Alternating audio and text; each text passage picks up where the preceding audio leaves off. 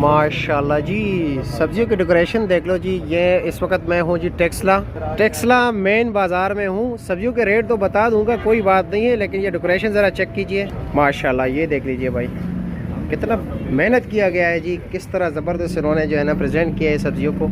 ये लो जी, ज़बरदस्त डेकोरेट किया गया है, हर चीज़ को बड़े एक बेहतरीन एंगल के साथ लगाया गया है। करेले का क्या रेट है यहाँ पे? 400 रेट है, हम 350 350 रुपये किलो दे रहे हो। बैंगन क्या रेट बेच रहे हो? 140। और तोरी क्या रेट बेच रहे हो?